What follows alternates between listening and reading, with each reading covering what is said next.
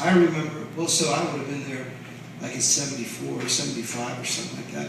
Yeah, it didn't last very long. It lasted maybe, it seemed like maybe 2 years. Oh, not that long. Really? No. It never should open in the first place, because that mistake, and I shouldn't say that mistake, but I mean, that scene had already run its course. And there was nothing else around it.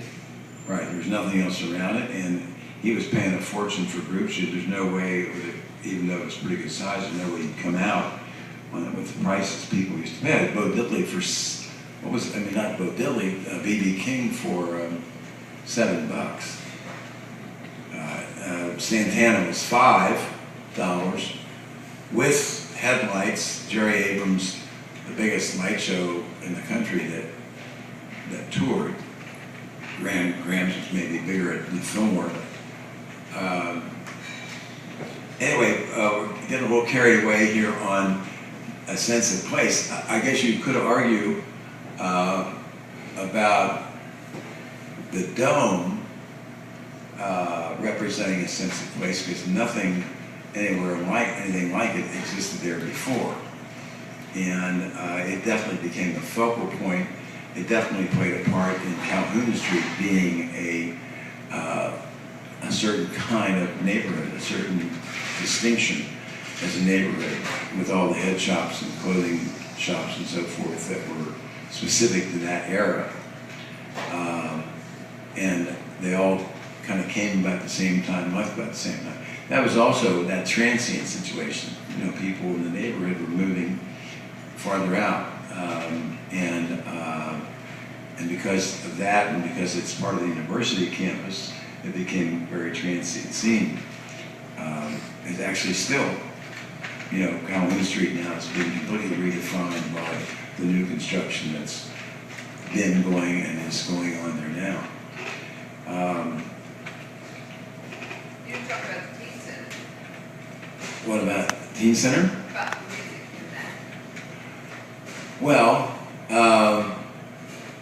okay. I did talk about that somewhat last week. I don't want to repeat myself. Well, just briefly, you were telling me that's where you got your start in the concept of programming, of making concerts and making a music scene. It's when you said you came back here, you moved back here, you're about 25? Well, let me finish for a second on the garage, because it was definitely music as a sense of place, or contributing to a sense of place. It's not that Ludlow needed it. I mean, Ludlow had a strong sense of place already. It was a pretty well-established neighborhood with the IGA there, which is we can all say a prayer tonight, it comes back. The Esquire was still going. Graders, a couple hardware stores, which incidentally the garage is now a hardware store again.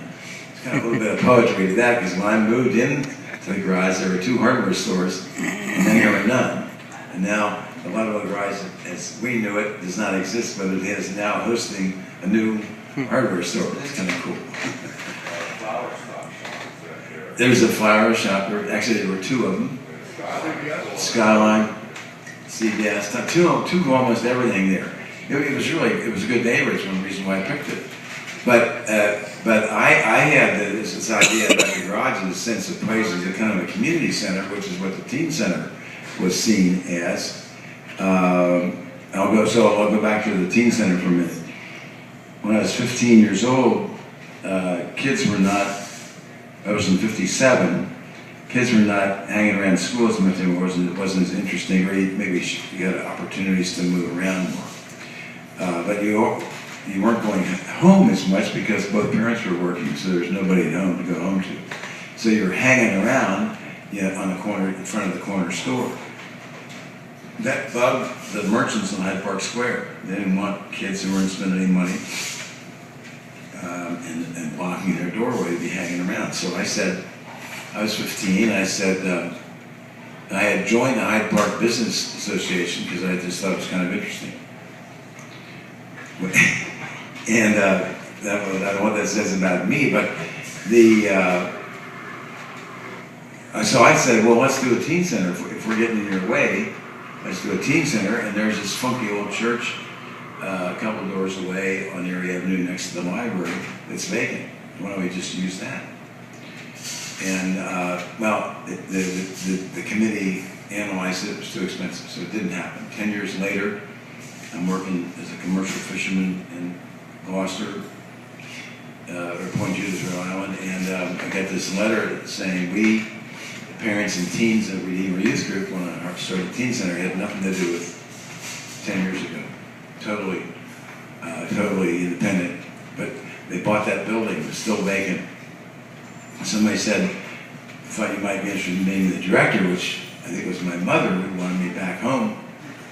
I had no idea where you got my name, but I thought this was too much of a coincidence, so I came back and to be the director of the teen center, and thought music was the focal point. That was the way to kind of get the thing going and keep people focused. And